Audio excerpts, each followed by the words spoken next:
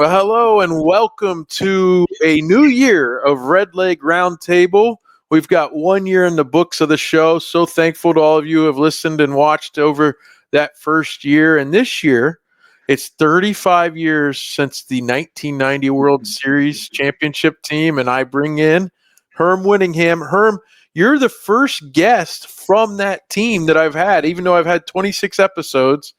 I really appreciate you taking the time.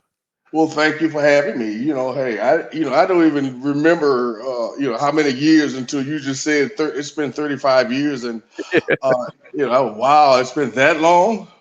It's hard So to believe, isn't it? I can't believe it. exactly. I was 11 years old when you Oh won the. Lord, have mercy! Don't say that. Hey, Well, hey, there's so many people, as you know, you and I talked on the phone the other day. There's so many people who haven't really experienced the Reds being a part of winning championships and things like that. So right. I count myself as blessed to have experienced that team. It was such a good time. It was that whole team. I mean, from day one, spring training to the last day when we clinched it. So it was great. I mean, and I tell players now, just take your time, enjoy the moment, Yeah. enjoy it while it's going. Remember every nick and cranny and everything that happens. You just remember it, and because boom, it's gone. And then it's over with. Now you're sitting where I'm sitting, and you're talking about it. Well, let's talk a little bit about kind of going more back to the beginning with you. You were born December 1st, 1961. Is that right? Yes, sir. All That's it. right.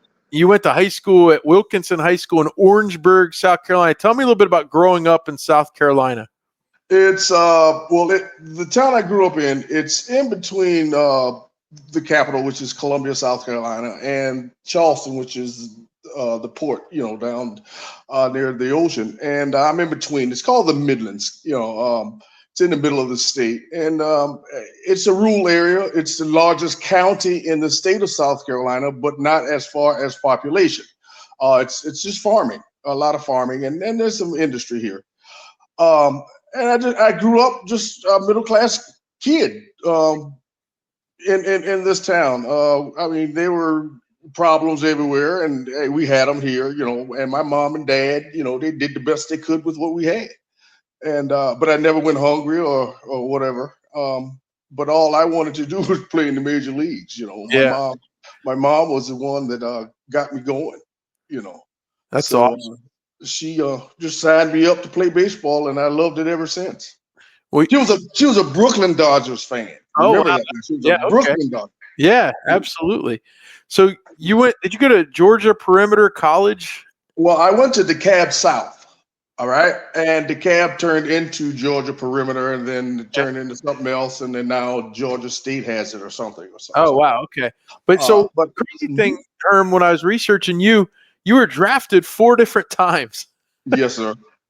But I made a promise to my mom that I would at least get an associate's degree because I knew I wasn't ready for a Division I school because I didn't know how to study. I really didn't. I just did enough to get out of high school, and I knew I had to go to a JUCO somewhere. And I went. Jim Willie Morris and Dr. Willingham uh, got in contact with me and my best friend who's passed away now, Mike Sharperson, and we signed and to go to DeKalb South, and we played there 2 years and got our degrees, and that was it. And then then I signed a letter of intent to go to Florida State with Jim Willie, who left us, Jim Willie Morris, who left us and went to Florida State. Then I signed with him to go to Florida State the last 2 years, but he left and went to Georgia State. So I never got a chance to really play for Jim Morris, who made his really statement at Miami, I think. So You grew up with Mike Sharperson, and both of you made the big leagues. That's amazing. in this little town, yes, sir. I Yeah. mean, it's really small, and but now the thing is, I mean, I had players that could play that where I thought were better than me, but never got an opportunity. Now, why? I don't know. I couldn't tell you. And then I had others that they liked baseball. They didn't love baseball. So, hey, it was all right with them. But a lot of them went on to play at Clemson and Spartanburg Methodist, and the Citadel and stuff like that. So it was nice. We had a great team. Coming and That's going. great. Now you were, like we mentioned, drafted 4 times. The draft was way different back then. They had like the January draft and then the summer draft, and right. You had the January. I mean, the January draft were for the supplementary draft was for late signees for junior college players. That's what that was for. And then you had your regular June draft. And you could sign, and then you would go to spring training. You sign and whatever, and then you go to spring training. But spring training is basically over.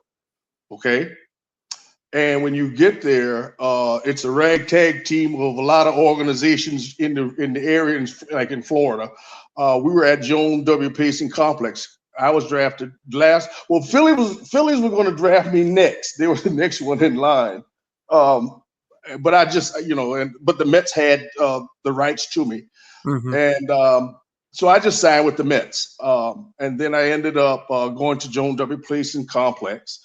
And then when I went there was just a ragtag team of the Dodgers and the Orioles and the Cardinals. Just a lot of team organizations in this one complex. These were for late signings. That's what this was for. And we just played all day, every day, until they find a place for you. Or you were going to rookie ball, and rookie ball didn't start until June something, whatever.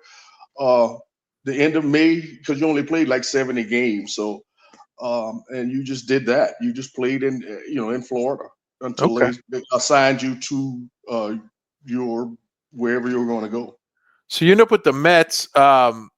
After what you've just described, was minor league life about the same, pretty much? You go through the minors there? Oh no, not like it is today. Oh, they have it made. And each generation's different. Now, don't get me wrong. It was like worse way before me, and then it got a little better, got a little better. Then it kind of tapered off. And by by the time I got to spring training, I mean, hey, they only gave you a uniform, a locker, and let's go play, kind of thing. Hey, and they only wash your uniform once a week, once every whatever, Tuesdays and Thursdays or whatever day it was, and your first day out, you didn't want to do too much, because it'll be standing up in the corner for you the next day.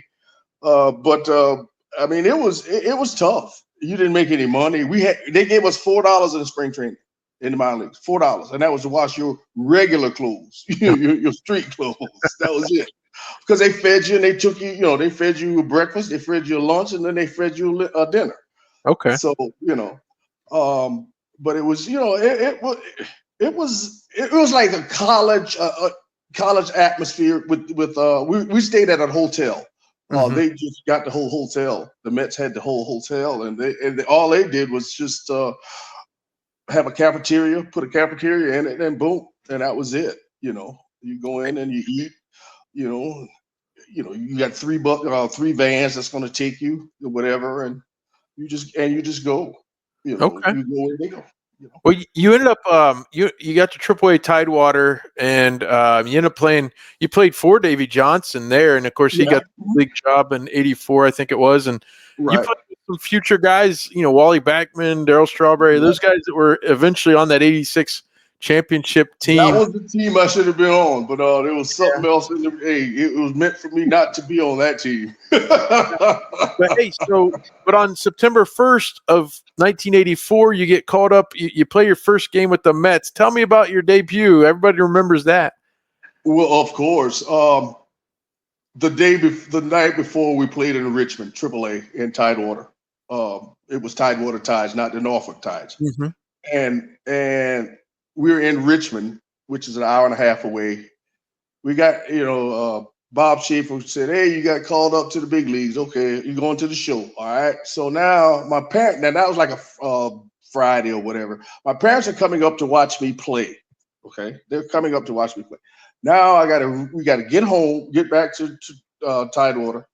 I gotta pack up all my stuff, put everything in my truck, call my parents and say, y'all still come, but I won't be here. Just get my stuff and just take it home, you know.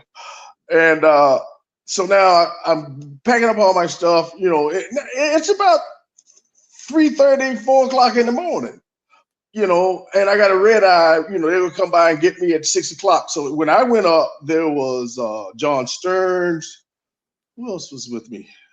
Something, and there was like 2 other guys. I can't remember who came up with. But anyway, I get, you know, and I almost missed it. They was bumping the horn. They had to bang on the door. So, boom, I get to Shea Stadium and, you know, no problem. So going to check in the hotel, go in the hotel, and I can't sleep. Now, remember, I haven't had any sleep really. And I said, I got to go to the ballpark. So grab my old raggedy bag, and I end up going to the ballpark. Hey, players entrance. So they dropped me off. I went in, and I was under the stadium, and I passed the guard, and I didn't say anything. And I kept going, and I kept going. I'm looking for the clubhouse.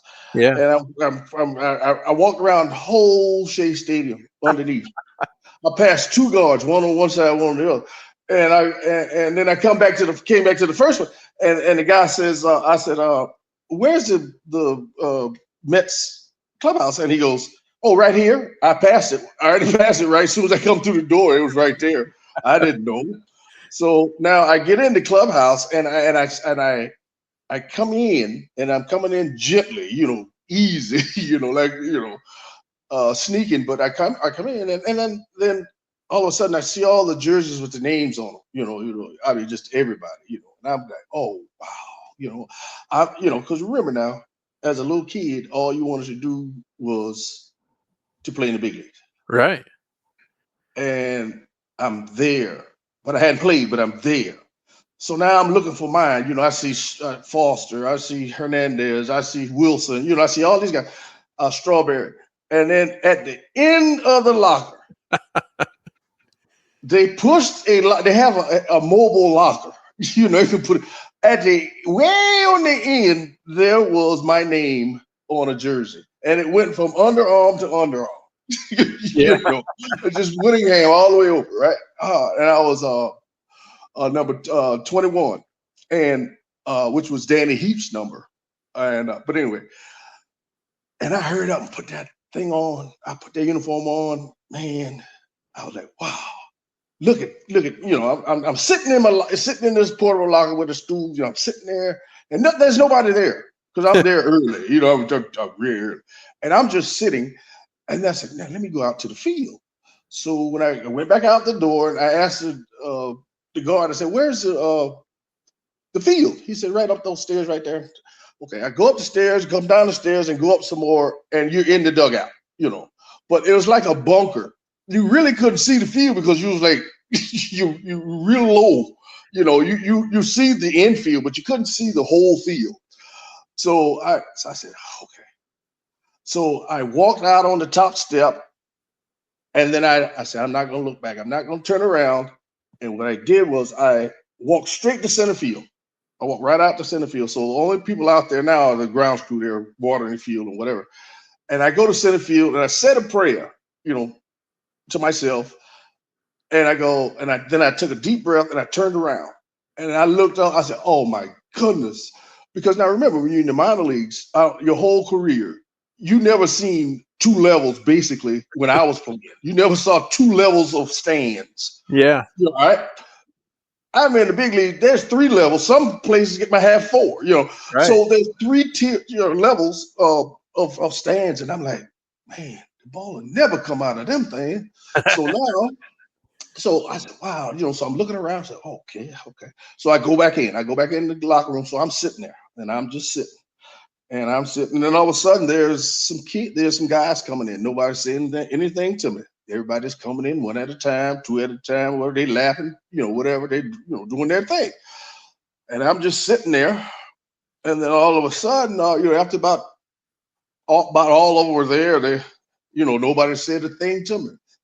Oh, matter of fact, it was Calvin Ciraldi and I came also. You know, all right. But anyway, so now I'm there, and then all of a sudden, George Foster said, Winnie, come here.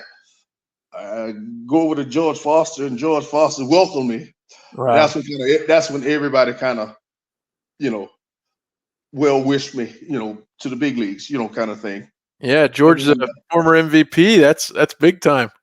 Well, you know, and I still call him Uncle George. I saw him, matter of fact, I saw him in September. I just saw, you know, October rather. And, you know, but I still call him Uncle George because he took care of me. You know, That's he bought great. me my first coat. You know, I had to wear a sports coat. He bought my first coat, you know, and stuff like that. And he gave me shirts with collars because he had I guess a contract with Ralph Lauren. And he gave me, you know, he gave me a lot of stuff to get started, you know, and it was nice, you know. But now we have a double header with the Padres, and so now remember now the rosters hadn't expanded, expanded yet. So because this is still August. So they were thinking that, you know, if they get into playoffs, I will be available for the playoffs. Sure. So now, but I'm still at the end of the bench. I got one behind sheet on the bench. That's it. You know, and I'm leaning on one of my bats, right? I'm just leaning on the bat, you know, and then, you know, Big Frank Howard's walking up and down, you know, and he's just, you know, he's talking and stuff. And then I'm about to fall asleep now. You know, I'm going down like the Titanic, and then Frank was coming back and forth, and then all of a sudden he said, "Winnie, he's gonna cut out a piece of cheese, turn on the fan, and leave the dance hall." And I didn't know what that meant. I had no idea, but he woke me up, right? So all of a sudden, you know, about 2 innings later, it was like the 6th inning or whatever. David Johnson said, "Winnie, get a bat and a helmet. You pinch hitting." So all right, I had the bat. I go to the, you know, to the bat rack, helmet rack, get my helmet, put it on, go to the on deck circle, and then boom, they, you know, penciled me in, and it was on the, you know, Diamond Vision, you know, whatever, and the Jumbotron, and my first at bat, you know, I'm standing there, you know, getting loose. Then I walk up to the plate to put one foot in the batter's box. And then I stepped out because who's pitching? I ain't even think about it. And then when I look out there, it was Goose Gossage. Oh my. And Goose threw me a fastball first pitch. I swung at it, strike one. Swung at another one just a tad bit higher, strike two. He threw me outside slider, ball. And he threw me another fastball a little higher, and I swung at that and come on back to the dugout, you know. But I was scared to death, you know, and I tell kids to this day, if you weren't scared your first at bat, or, you know, something's wrong with you, you know. But it's the same game. Don't get me wrong. You'll get over it, you know, because this is what you do. But you know, you want to do so well, you know. But hey, no problem, you know. So you know, I struck out. I came back to the dugout, put my stuff down. Second game started. I started to play you know, I was a starting center fielder for the second game, and then the first at bat, I was the only person in the stadium that was happy to make an out because I hit the ball. Because the first time I didn't hit it. The second time I did hit it, but I was out. Now the third time I hit a double off the wall. You know, and that was my first major league at bat off of Eric Shaw. Yeah, you went 2 for 5 in that first start, so that's awesome. Yes, sir. So I mean, hey, it was like I said, if I didn't play no more, I knew what it felt like. I know what it feels like. You know, that thrill as a kid was still there. You know, you still played, you know, and you still love it, you know, until the love is gone from the game, you know, in you, then you get out of it. You know, hey, I'm too old now, whatever. I don't like it. I don't love it no more. I like it, but I don't love it. And that's when you get out. You got to figure out, you know. So hey, you mentioned you should have been on that 86 team. You were part of the trade on December 10th, 84 that netted Gary Carter. Gary Carter came the other way. Here's a guy. There's a guy from the middle of South Carolina. Now you're playing home games in Montreal. What was that like? Let me explain this to you. I was playing Winnable, and Okay. we didn't play on Monday nights because all the guys, we're in Caracas, and we watched the Monday Night Football game, with subtitles, and stuff like that. So that's fine. We watched the game, and then there was an alert on the bottom of the TV how it comes across blockbuster trade. Okay, all of us are baseball players, and we are. Just a second. Yeah. And we're reading what's on the bottom. 4 for 1. Gary Carter to the Mets for Mike Hubie Brooks, Mike Fitzgerald, Herm Winningham, and Floyd. That's how I found out on the bottom of the TV in Caracas, Venezuela.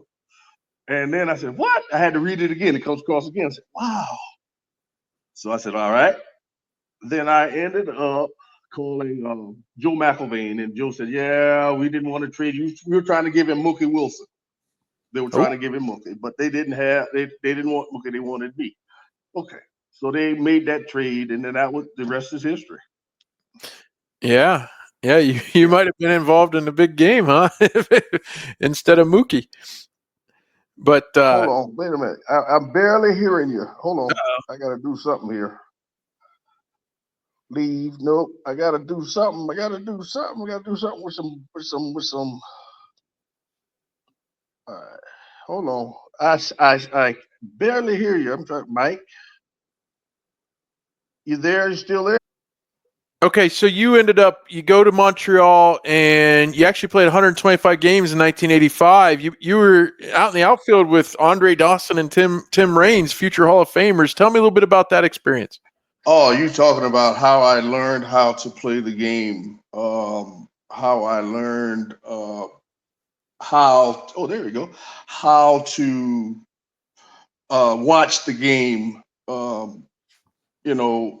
learned so much with those two outfielders that it made me the guy that the guy that I became because it was nothing you couldn't ask either one of them, and they were just as crazy as they wanted to be. They were just two hell of a guys. And I'm so glad that I had that opportunity to play alongside them and be a teammate of theirs. Yeah, you're there at that time, and around that same time, Eric Davis and Barry Larkin are learning from Dave Parker. So it's kind of very similar. I had Bip Roberts on. He talked to me a lot about some of the guys he learned from. Former Red Dan Dreesen was also on that team, as was my homie. He's from Hilton Head, South Carolina. He is. As was Terry Francona. You played with Terry. He's the manager. And Tito and Nick Nicosia, man, I'm telling you, there were some guys on that Montreal team that was just as hilarious and crazy. It was just hodgepodge of players, Hall of Fame players also now, but had great coaching, great coaches, Tito Francona. Yeah. So it was nice. I mean, it was great. I'm so glad that I'm blessed to have played with. I'm just saying with Hall of Famers now. I know Eric Davis not one, but Eric is going to be one. He's going to be one. I'm not even worried about that. Barry Larkin, Strawberry.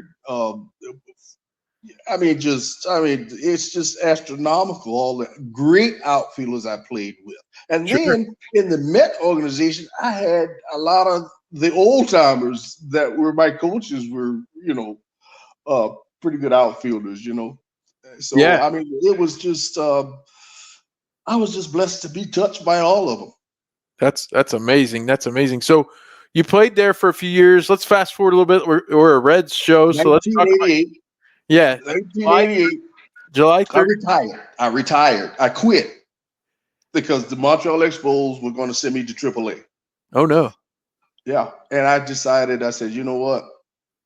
I'm the reason why we're not winning. This is what, Mr. Dombrowski, da, da, da, da. I said, okay. I said, Mr. Dombrowski, I appreciate it. I thank you. I only wanted to play one game in the big league. That's what I promised myself. And anything else is extra. All right. So I tell you what I'm going to do. This is like a Sunday, the Sunday before the All-Star game.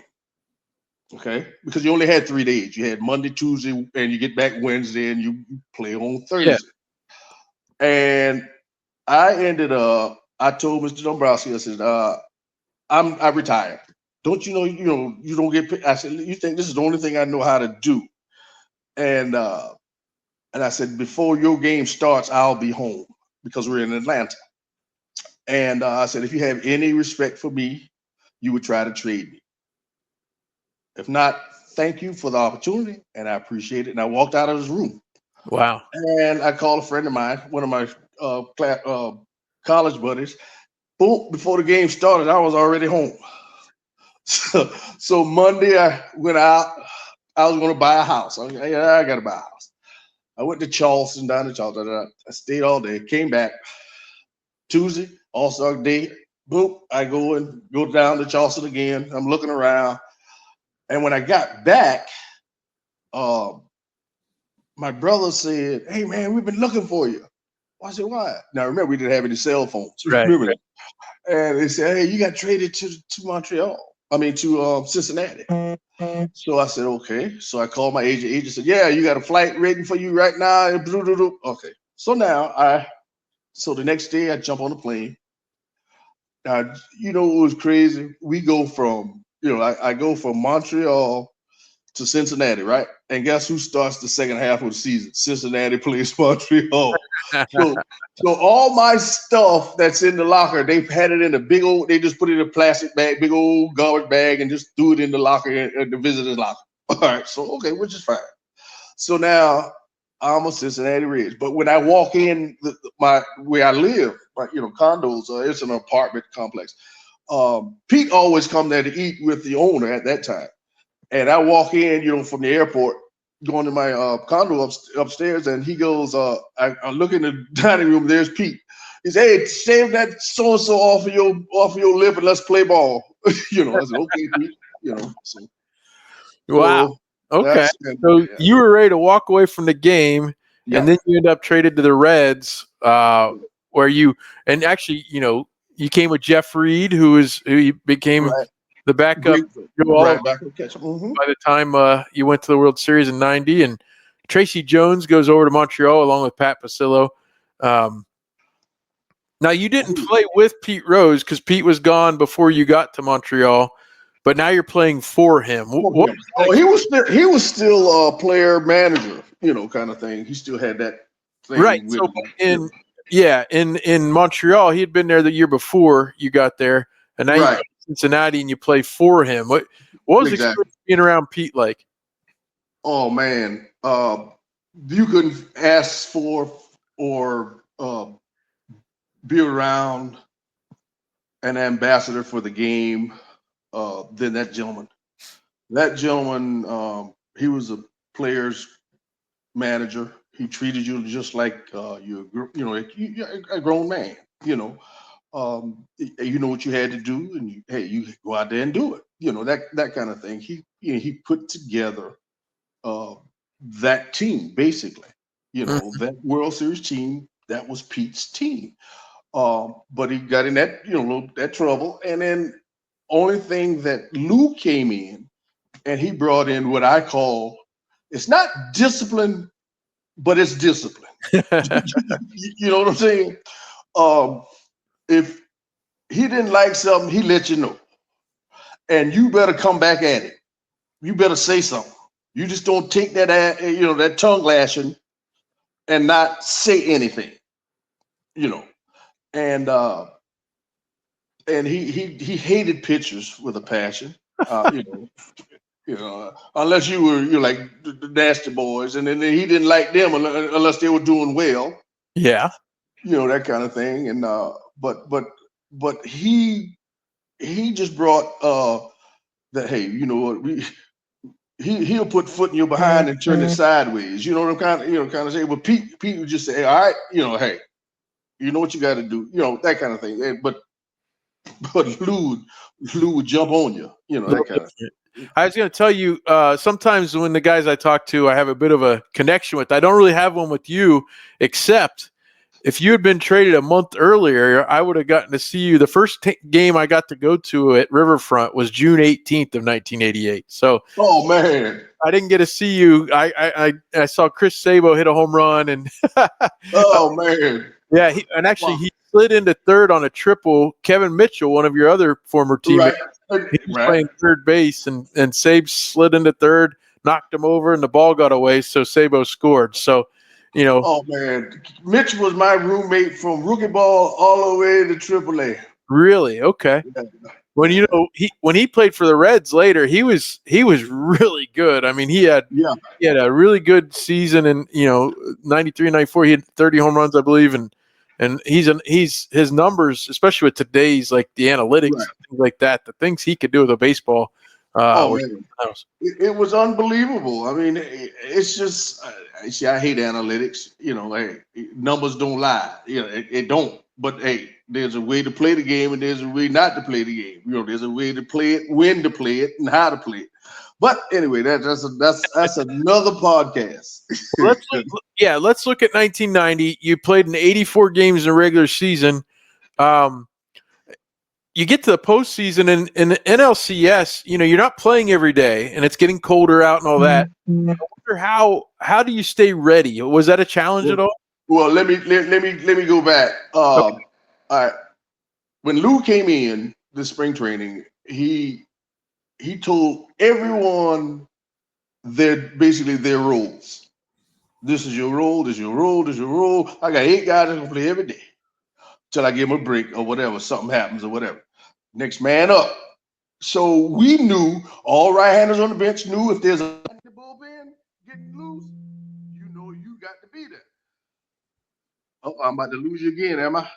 I hope not. Did you lose me? There it is. See, because I get a phone call. Yeah, that's what it is. Hang on. And then, well, after some technical difficulties, we're back with Herm Winningham. Herm, you were telling me a little bit about Lou Piniella kind of dividing up the roles the way he saw it, even from the start.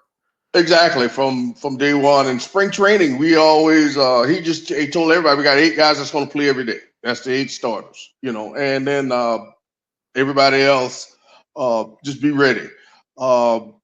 Pinch hit rules, double switches, pinch running, whatever it took, and when they were a left-hander, right-hander in the bullpen, you saw everybody on the bench, left-hander and right, boom, go down in the tunnel and get loose or whatever, because you don't know who, what you try to do as a role player, stay one step ahead of the opposing manager and your manager. So it won't be like, oh, me, kind of thing. You won't be surprised. And so you put yourself, whatever you had to do to get yourself in that zone, or, to be prepared if he calls on you, whatever that was. Everybody had their own little way to do things. And, but he gave us that, he told us, hey, that's it, that's no problem. And we did it, we accepted it, and it was giving Eric a break, giving Hatch a break, Paul O'Neill, just giving everybody a break, on days. We knew if they played and then we go somewhere, they played 2 night games, Saturday, Friday, Saturday, and it's a day game on Sunday. You bet not go out on Saturday as a role player, because you playing. Right. You playing. You go out the day you get in on Friday night, after that game, you go out that night. But that, and then you just be ready on Sunday, because that's what we used to call Bochy. We used to call Bruce Bochy Sunday, because that's when he played. He was a backup catcher. Yeah, that's right. So you go into that season, it's filled with guys, that stretch of hodgepodge. Well, but you all make your debuts, in the mid '80s to Chris Sabo rookie of the year 1988. But a lot of you guys were around that same age, and just what was it like going into the season? Did you have confidence despite all the upheaval with the manager and all that? We had a job to do. Yeah. All right? That's simple. We had meetings and stuff. The front office. We didn't. Pete, that's Pete. We didn't know. We didn't know anything about him gambling. Nothing. All right. If he did, fine. If he didn't, fine. But we still had to go out there and play. But it was so much of a distraction. You know what I'm saying?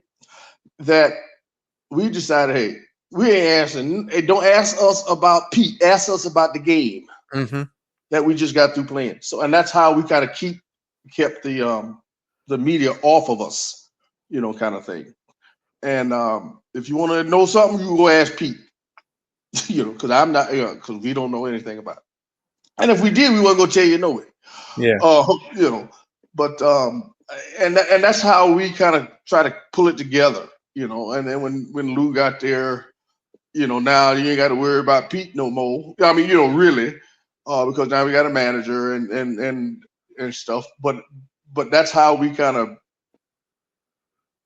roped us off or divided us from Pete and then Lou. When you go wire to wire that year, and I don't know if the players thought much about that, but you start so well, 9-0. You had to start on the road because of the lockout or whatever happened then. So that was rare for a Reds team. Obviously, the Reds play at home on opening day, but after you start on the road, you have that great start. And I guess tell me a little bit about you hit the ground running, didn't you? You were off and running.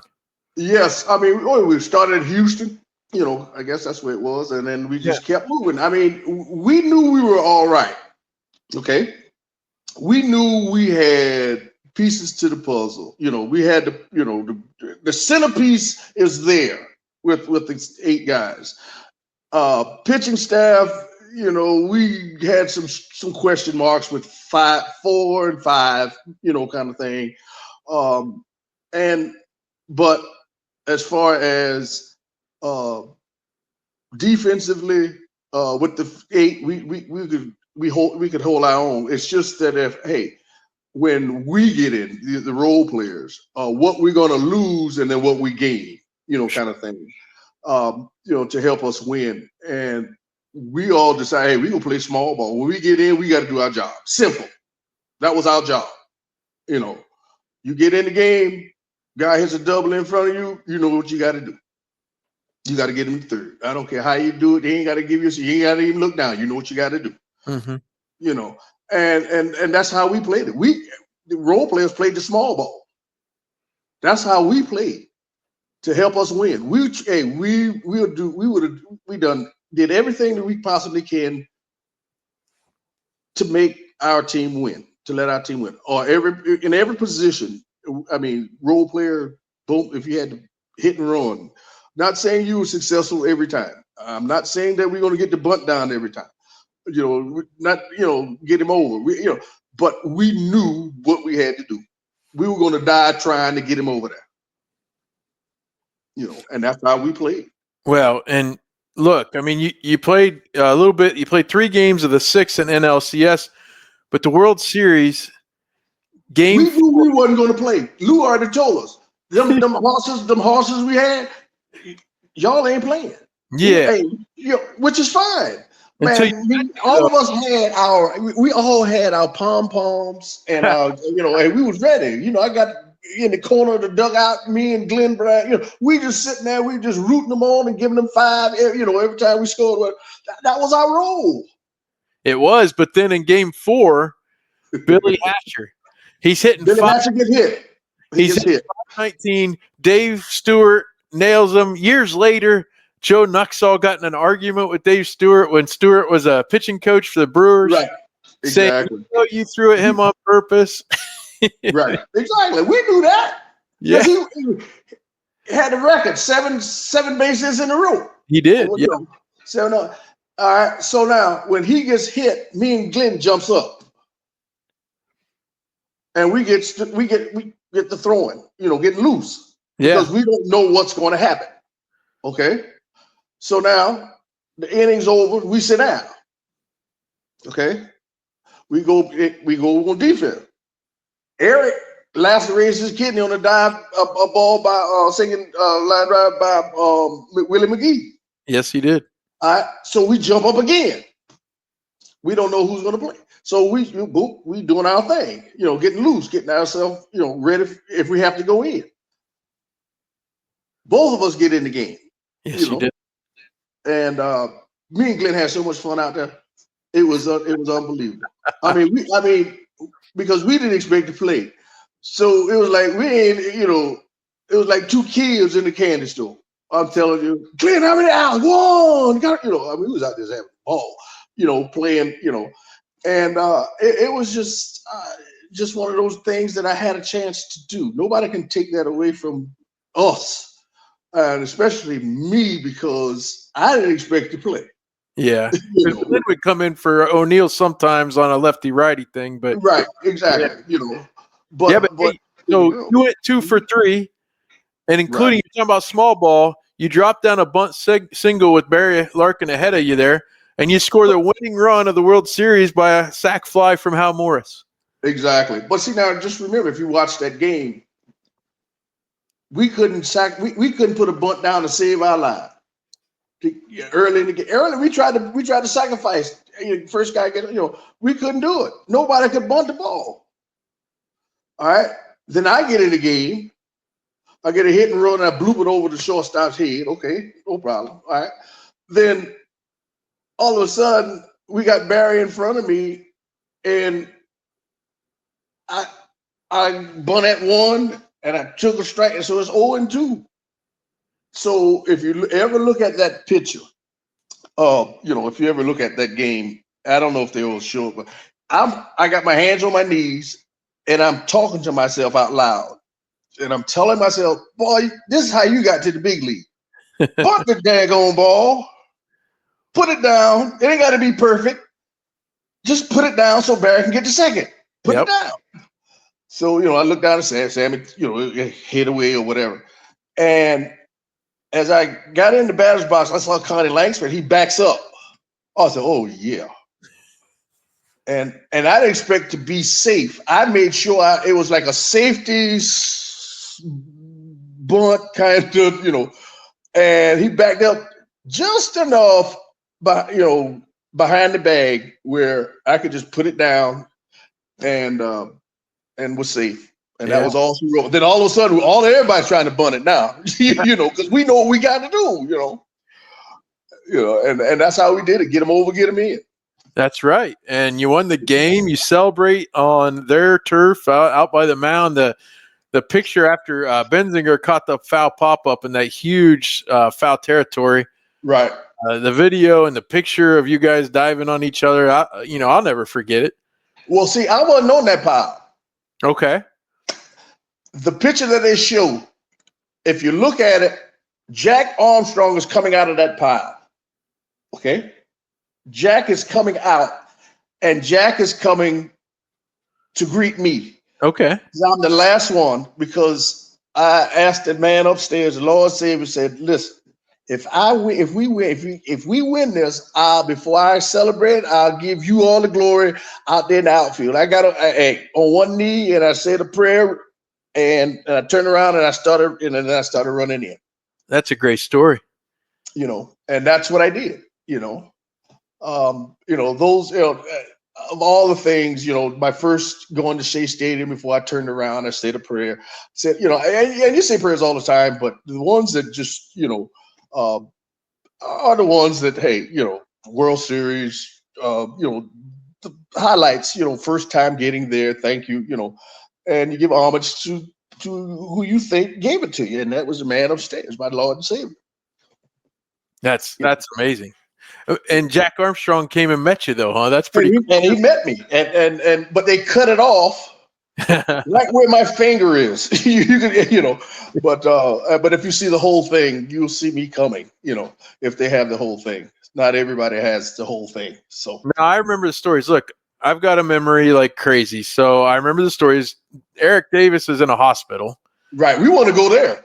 Yeah, you want to go see him. But Billy Hatcher's in a cast, and there really wasn't much going on. And the story is just did Billy go out and get in and out and bring it back, or was it? I put it like this. I don't know because now Eric's in the hospital, right? We went and we celebrated. Now my wife finds me. I have Eric's 2 daughters. Okay. And my wife. We have them. So I am keeping them, close because Sherry Davis is at the hospital with her husband. Yes. So we got a children. Okay. So it really wasn't. It was bittersweet because our main guy was in the hospital. Mm-hmm. And we couldn't go there. We had apple juice. We'd have champagne. Some kind of sparkling something. And matter of fact, I got a hat over here right now that's stained up with it. But it wasn't. It was just what you see on TV. I mean, we had. Don't get me wrong. We had fun. Now, don't get me wrong. But now, after all that was over, we go back to the hotel. There was nothing. Nothing. Yeah. Because Marge didn't do anything for us. That's so. Lifelong Cincinnati fan, both the Reds and the Bengals, by the way. There's some great moments, but there's some moments that are kind of maybe embarrassing, or Right. you wish it got better. I mean, the stories about Marge not flying Eric back to Cincinnati, right. I mean, just simple things, just things that they could have done. If you look at other organizations, how they treat their players, right. And stuff. You don't have to treat me well. Just treat me fine, but keep my wife happy. Sure. Because if something happens, if she gonna come to me, then I can't play because I'm thinking, I can't play like I'm supposed to because you doing this here to the family, to my wife, to the wives. We can't play like that. Keep my wife happy, then we can play. That kind of thing. But Marge just on a different planet. Absolutely. That's all. Absolutely. Well, let's talk a little bit about, before I let you go, let's talk about some of your teammates from that team. And maybe you can tell me if you feel like telling me about your relationship with them, but also what they meant to the team. The Hall of Famer, Barry Larkin, shortstop, hometown guy. Sweets. Oh, great. I mean, you couldn't ask for a better shortstop, a better person. I mean, just well-educated. Boom. You couldn't out-talk him. You couldn't out-think him. Great athleticism. Great guy. Hey, That's did all you I can say about the rap video with them? Were you part of that? Yes, I was. I was part of that. Glenn and I, and all of us were basically. Yeah. We were all part of that. And he got that together, him and his brothers and the cronies, whatever. And it was fun doing it. It was fun doing it. And that was before. That's before I think the playoffs even started, wasn't it? Right. Exactly. It was before because we knew, you had to come through us. Because nobody picked us. Nobody thought we were, we wasn't even on the radar. We wasn't even on the radar. Even when we won all those games first and we wired away, we still wasn't supposed to beat Pittsburgh. Wasn't supposed to beat Oakland. Yeah, they had the star power, the Cy Young, Doug Drabek, and they had Barry Bonds, obviously, and then obviously the Bash brothers, and Oakland had already been the 2 before they played against you. They already gave it to them. They did, and I'll tell you, the funny thing is, you went wire to wire. You never gave up first place. But my other connection to this team, as far as being a fan, and I have no connection as far as doing anything, I admit that, but my grandparents took me out west. We went to Yellowstone. We went to Grand Canyon. We went all over the West. Right. When we left, you were up by 9 games. And then when we came back 2 weeks later, it was down to like 3-game lead or something like that. And you know why? Why is that? Oh, nobody ever told you this story, huh? Well, you tell it. There was, you remember we had Ken Griffey Sr. Mm-hmm. and Lou had to get rid of Lou. I mean, Lou had to get rid of Mr. Griffin. Yes. But we had a meeting, and they said, well, we just released Ken Griffey Sr. Oh, dude. Redneck, well, Ron Olson, that's what we call Ron Olson, Okay. Redneck. He, man, we had to go get him. He then went down in the tunnel. I mean, the whole place just erupted because we could talk to Griff about anything on that field. Right. But prior to that, they always put him in situations where he had to hit a home run or something. You know, they put him in situations where it was just, and when you're not playing every day and getting at bats and stuff, that's hard to do. Okay. Mm-hmm. And it was like a no-win situation, situation that they put him in. And when they released him, it was just we didn't care no more, because our foundation was Mr. Griffey. Wow. All right, so we just went downhill. We were going down, and then he came to the stadium, came to the locker room, and he called a meeting because he wanted a meeting, and he just told us, "This is the closest you ever gonna get." All right. Don't worry about me. I didn't play it in World Series. Yes, he had. Yeah. I've been there. I know what it takes. I know what it is. So I appreciate what y'all doing for me, but don't lose sight on what you're doing. Your goal is. All right. And we started back again. Wow. And that's when he went over to Seattle. Right. And got to play with Junior. That's Right. a great story. I'd never heard it put that way. Obviously I knew of the situation, but wow, that is interesting. Oh yeah. I mean, Mr. Griffin, but who did he go to when he needed to talk to somebody? There was nobody. Right. And him and Lou played together. That's right. In New York. So hey. So to this day, Mr. Griffey, and just about everybody calls him Mr. Griffey. Wow. On that team, on that 90 team, everybody called him Mr. Griffey. That's day. Yeah, and he got a share, right? Like a playoff share. And then we voted him a full share. Because that's how much he meant to us. That's right. That's how much he meant to all of us, because we could, let me say, we could go to his house and eat, all of us. Uh-huh. We spend more time. We would go to anybody's house on any given day, off day, boom. And we'll sit there all day. I mean, it was no doubt about it. That's the camaraderie we had. We would have potluck at Joe Oliver's house. We had potluck at my house or Eric's house. We just day off. Boom. I'll show up at Eric's house. Doorbell rings a couple more times. There's 4 or 5 more guys. See, you got half the starting lineup. At Eric's house, watching the games or whatever. And that's the camaraderie we had. That is we great. didn't go anywhere without nobody. I mean, we went 4 and 5 and 6 deep everywhere we went. Yeah.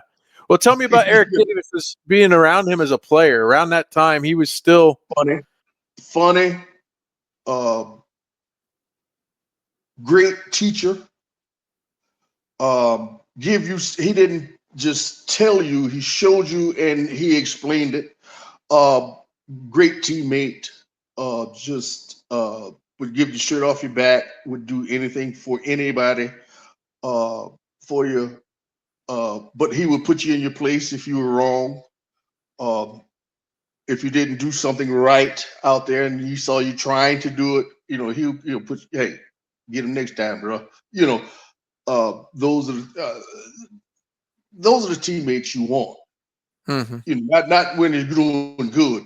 When you're going bad, you see what kind of teammates you have who would come over there. And I had one, Jim Wolford, when I first got over to Montreal, and he, I would pinch hit or something or didn't do well, offensively, and everybody's gone. I'm sitting in the dugout. I'm just still in the dugout, and Wolfie would just sit next to me, not saying anything. I'm just sitting there, and he's sitting there with me. Sometimes you don't have to say anything, and Eric was like that, Okay. Wolfie was my first guy that just explained to me that, hey, sometimes it's gonna be this way, and sometimes you need to vent it out, and sometimes you just need to sit and kind of just think about it, But I'll be here for you, and Wolfie was like that, Jim Wolford. What about as a talent, Eric Davis in that 3 or 4 year stretch? Was he? I mean, as a kid, I thought he was the best thing ever, obviously. But talent wise, where did he rank in your book? Oh, he was up there. He could do some things that I shoot that at the plate. He would tell you, hey, he got me out on this right here. Watch what I do with this one. When he throw it to me again, boom. Defensively, I understood why Eric, when I first got there, why Eric broke down all the time. Was on the GL or whatever. You had Paul O'Neill in right. You had Cal Daniels in left. Cal got 3 steps to the right and 2 to the left. Paul O'Neill wouldn't play where you want him to play, So Eric played left center to right center. So he had the whole gap on both sides, And I understood because when I went out there with those two, I said, "Oh Lord, I got Cal." Cal couldn't run fast, Cal just wasn't one of those runners, Hey, and Paul, you had to keep your eye on him because he would be drifting to the line, and you got to keep him in the game, kind of thing. And I understood why Eric would break down. So I relieved it, I said, "Hey, listen here, Cole, you ain't right." I would tell Paul, "You got to come over here. You got to help E out in this gap right here." We would get on each other. Yeah. That kind of thing. And but you just got to keep your eye on him. Cal did the best he could, because he had knee injuries too. Yeah. Right. He had knee injuries and stuff. But he got the hey. I would say, all right, Cal, you got the deep ball in the in the gap. I got the shallow ones. I would play in, he would play up. Yeah. I would play up, he would play back. Anything over my head, he should have. Anything in front of him, I got it. I can be in left field, but I have it. And that's how we would play certain guys. Certain guys you had to do certain things. So you mentioned a few guys, and we talked about, and you played with some of those Mets players that obviously turned out. The story of the '86 Mets. People talk about how crazy some of those guys are. Oh yeah. How crazy were the Nasty Boys? All right, I'm individually, and all right. You didn't have to worry about Rob Dibble. Rob would just beat you up. He wasn't afraid of anything. He would just go at you. That was Rob. Hey, he ain't like it. There's gonna be some consequences. Randy Myers, you had to worry about Randy. Randy bark was bigger than his bite. The one you had to be afraid of was Norm Charlton. Okay. Norm would build a bomb and put it in your car. See, that's the one you got to be afraid of. That's the one. Because he was quiet. See, them the ones you got to be afraid of.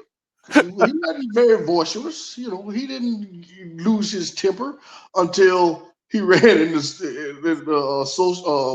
Mike Scioscia, yeah. Yeah, Mike Scioscia. He ran through the stop sign, but he wasn't afraid of anything. Because he might not get you today, but get in your car and your tire exploded. You wonder why. you know what I'm saying? He ain't gonna kill you, but hey, just make you think. And that's just how Norm was. Norm was a genius. as we record this, it's actually Norm Charlton's birthday. The Reds put out a happy birthday on social media, and they have the social video queued up. You can watch it. Oh man, I love that. I got the jacket. They came back out where you could buy the jacket that you guys had, in the 80s and 90s, the right. hat and Cincinnati across the chest. And Norm's wearing that jacket when he plows over Sosha. So I got about 2 or 3 of those, and my son's wearing the one I was wearing in the World Series. Oh My wow. son has that one. Okay. You had to sneak them out of the clubhouse a little bit at a time. Because Mars didn't give you nothing. No. They didn't, you better have certain stuff, Hey, but yeah, the Nasty Boys were nasty. They came from all angles. They came at you from every different way you can, as pitchers, they got the job done. Probably glad you didn't have to hit against them that year specifically. I mean, they were coming after people. You got that right. And then when I left Cincinnati, I went to American League, so I had to worry about them no more. Yeah, so I guess you talked a little bit about the starting rotation. Norm actually had to go into that rotation a little bit. Rick Mailer was there, but right. The main guys, Jose Rio, Tom Browning, and Danny Jackson. Those were you remember I was telling you that we had question marks with the 4 and 5. Right. But those guys filled in, Mailer, and whoever else, it was like a hodgepodge, who's going to, and they filled in. I mean, they did what give me 5, and that's what they did. And Rio was so dominant in the World Series, just amazing. Oh, man. He was just amazing. I mean, he would miss a pitch and throw it where the Bash Brothers could hit it 10,000 miles, and they weren't expecting a backup slider, and they'll pop it up. Yeah. He was just dominating that. He was just one of those guys that just stuck it up their tails. I mean, but it was all year basically. He did that. Well, and there was a time he got hurt there in the mid-'90s, tried to come back in '99. And if you took the 99 part of it out of there, actually at one point he still had the lowest ERA in the National League in the 90s. And that's with Greg Maddux and Tom Glavine and John Smoltz putting up great, 8 to 10 years there. But there for that first 4 or 5 years, Rio was something else. He was something. Kept you a long time. Tell me a little bit about, have you gotten into coaching and things like that after baseball? Well, I coached high school. Well, when I retired, I kind of, me and the wife just kind of did whatever we wanted to do. Then she started her career as a teacher. Okay. Then I started working at UPS, and then there is a HBCU in my hometown. There's 2 of them. Claflin University, and it wanted a baseball program, and they offered me the job, and I said, okay, I'll take it, thinking, but they had baseball there one time before, 50 years ago or whatever. It's like 70 years now. Mm-hmm. And they gave me the job in December, first games in February. Yeah. They had not one baseball, not one bat, not a player, not nothing. So I would go to work at night, come home in about 4 o'clock in the morning, and just start the program, and then basketball games. Hey, anybody want to play baseball? Come on. Then I had to just, the things you have to do, see if they qualify, see if they're eligible, see if, got to give them health insurance, got to get, all kind of stuff. So I'm doing all this. And then I got it off the ground. We played, I found 2 guys that were on the last team at Claflin. And they were still in Orangeburg. And they threw out the ceremonial first 2 pitches. And boom, we was off and running. And then by the 4th game, I get a call from John Hart, who at that time was the general manager for the new Tampa Bay Devil Rays. And I ended up leaving Claflin and going to spring training with the Tampa Bay Devil Rays for their A-ball team that was in Charleston, South Carolina. That will be in Charleston. Mm-hmm. So I did that for 2 years, and then I came home, after all that, and then I went to Milwaukee, and I did the Milwaukee thing with Cecil Cooper and with the Milwaukee Brewers, and did that in Huntsville. Then I became what we call a rover, who went to the whole organization, and then I did that for 2 or 3 years, and then I got tired of traveling. I got Yeah. tired of traveling, and because my son now he's about 8, 9, and I got to be home, by Mm-hmm. that time. So I ended up coming home and coaching at the high school that I went to, Orangebury Wilkinson, and I started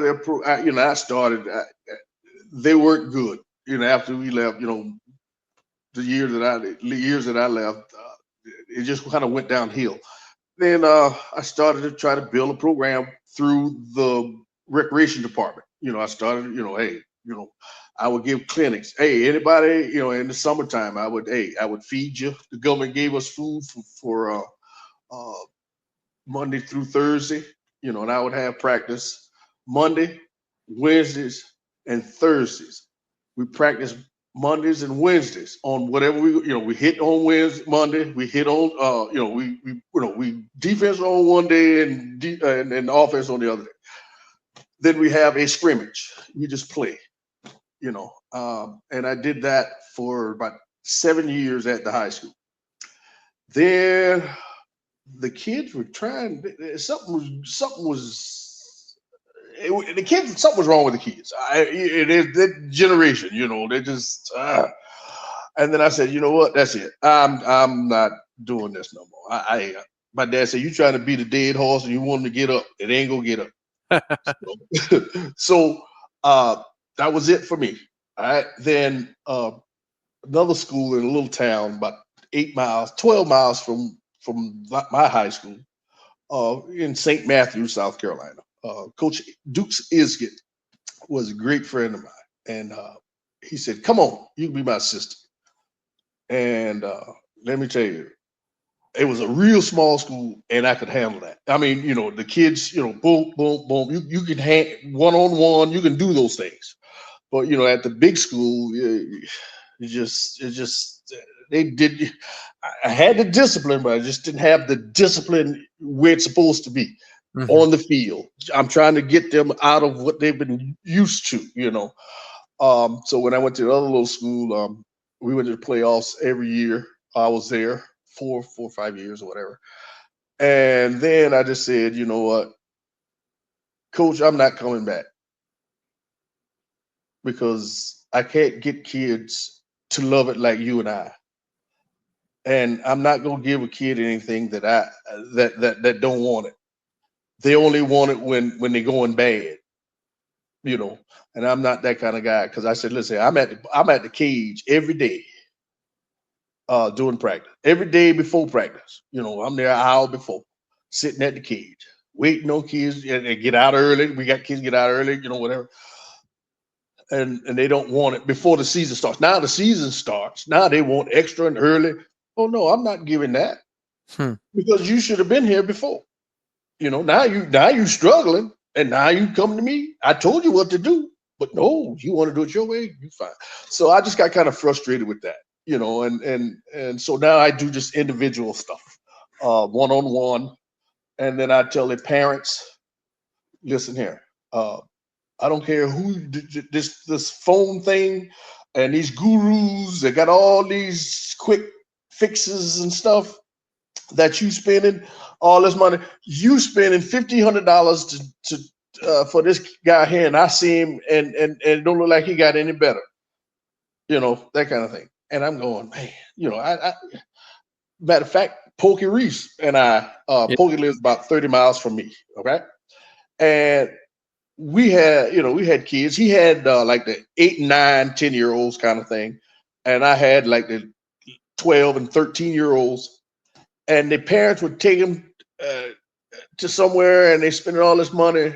And I told the parents, listen, we giving this stuff for free, and we don't see any difference in your child ability, doing whatever they got him doing. And if you would give that to us, give us $500 a piece, you have a pretty good player. But no, you want to go over there, fine, y'all go. Mm-hmm. But I'm not going to teach your kid, if he goes to so and so, go to anybody else that you paid all this money for, and he comes to me about something, I'm not giving it to him, because I tell him what I think, but the guy that he's going to might tell him something else that he don't know exactly what he wants. So we got frustrated with that, and it's just the parents darn near telling you, he can't pitch this week because he pitched this weekend. Huh? I said, I don't need him then. I don't need him. I need him to pitch.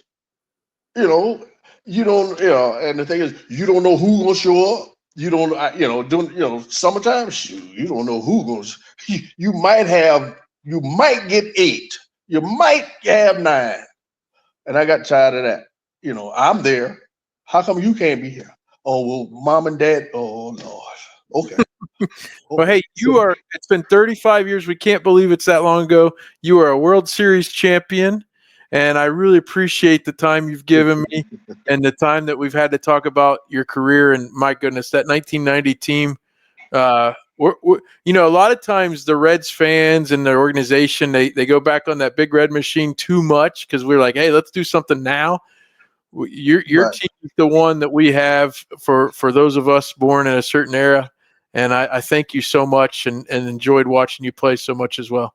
I'm glad, because there's a lot of people at your age during that era when you were 11, 12, 8, 9, whatever. And I get, cards to be signed, and they would thank me for doing what we did, and I said, I was just a piece of the puzzle, kind of thing. And I appreciate that.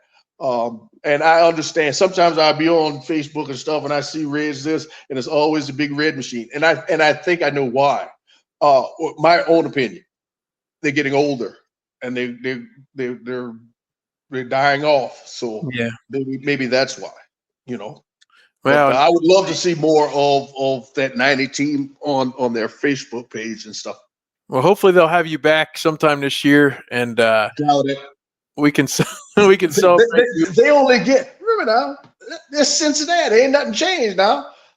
What they get the hometown people. They'll get a Glenn Braggs, they'll get Ron Oster, all right? They'll get those guys, all right? They'll get a Junior, they'll get hometown people.